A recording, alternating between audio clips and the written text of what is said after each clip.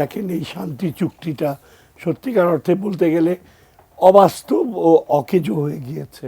কেননা এটা যখন করা হয়েছিল তখন আমরা কখনো চিন্তা করিনি যে পার্বত্য চট্টগ্রামের মানুষগুলো, তাদের নতুন প্রজন্ম, তারা যে আমাদের মেইন স্ট্রিম মূল ধারার সাথে সম্পৃক্ত হবে, তারা নিজেরাই কখনো স্বপ্নে ভাবেনি। আমার অনেক ছাত্র ছিল যারা এখন তখনকার দিনে তারা কল্পনাই করতে পারতো না, বলতো দুঃখ করে যে স্যার আমাদেরকে তো বিসিএস পরীক্ষা দেওয়ার সুযোগ দেওয়া হবে না, আমরা তো মানে কোনো ভালো স্কুল কলেজে চাকরি পাবো না। কেন পাবো না? আমরা তো স্যার পার্বত্য চট্টগ্রামের মানুষ। নিজেদেরকেই তারা তখন সেকেন্ড গ্রেড সিটিজেন হিসেবে দেখতো, এবং সেই পরিস্থিতিতেই কিন্তু পার্বত্য চুক্তিটা হয়েছিল সংরক্ষণ করার জন্য।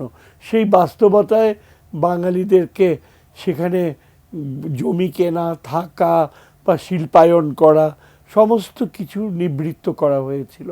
অর্থাৎ পার্বত্য চট্টগ্রামকে একটা বিশাল চিড়িয়াখানায় পরিণত করা হয়েছিল, এবং এই সব পাহাড়িরা চিড়িয়াখানার জন্তুর মতো তারা নিজেদের দাবি করেছে যে তারা আদিবাসী, কিন্তু আসলে তারা যে আদিবাসী না, তারাই সবচেয়ে ভালো জানে। বাংলাদেশে আদিবাসী বলতে বাঙালিরা। শিয়া বাটার ও ভিটামিন ই সমৃদ্ধ lily glam beauty soap. Lily, always beautiful. এই যে আমরা যারা প্রাচীন সভ্যতার অংশ, আর ওই পাহাড়িরা এসছে আশেপাশের দেশগুলো থেকে। তাদের যে উপজাতি বলা হয়, ব্রিটিশ শাসকরা অনেক চিন্তাভাবনা, অনেক গবেষণা করেই তাদেরকে উপজাতি বলেছে। আজকে তারা জোর করে নিজেদের আদায় করে নিচ্ছে যে তারা নাকি আদিবাসী। এটা হলে কি হবে? তারা জাতিসংঘের মাধ্যমে একসময় স্বাধীনতাও দাবি করতে পারে।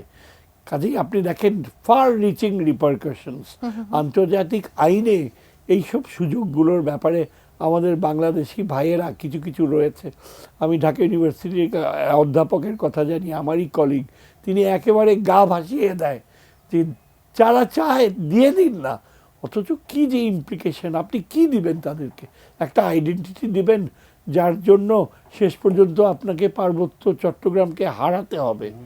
সুতরাং এখন আমরা গত 15-16 বছরে যে আওয়ামী শাসন ছিল, এরা কোনো কিছু করেনি পার্বত্য চট্টগ্রামের মানুষদের উপরে কোনো নিয়ন্ত্রণ বা বাস্তব ভিত্তিক যে আইন আবার পুনর্ব্যক্ত করবে সেই পরিস্থিতি ছিল না। কেননা একটা ইলিগাল গভর্নমেন্ট নিজেকে ক্ষমতায় রাখতে এত ব্যস্ত ছিল, এবং ভারত যেহেতু এটা চায় না, ভারত চেয়েছে যে পার্বত্য এরিয়াটা অশান্ত থাকুক, যাতে তারা সেখানে নিয়ন্ত্রণ করতে পারে।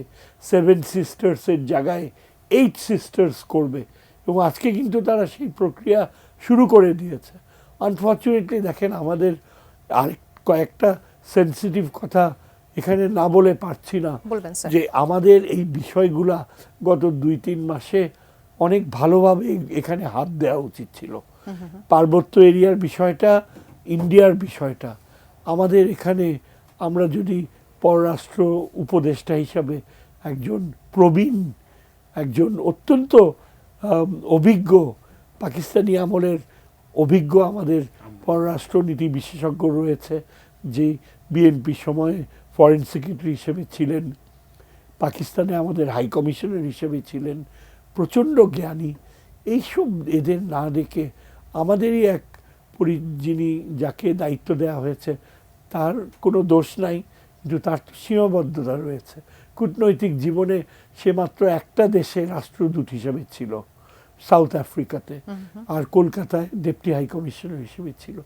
তার বিস্তৃতি নেই যে এগুলো জোর করে খাটাবে।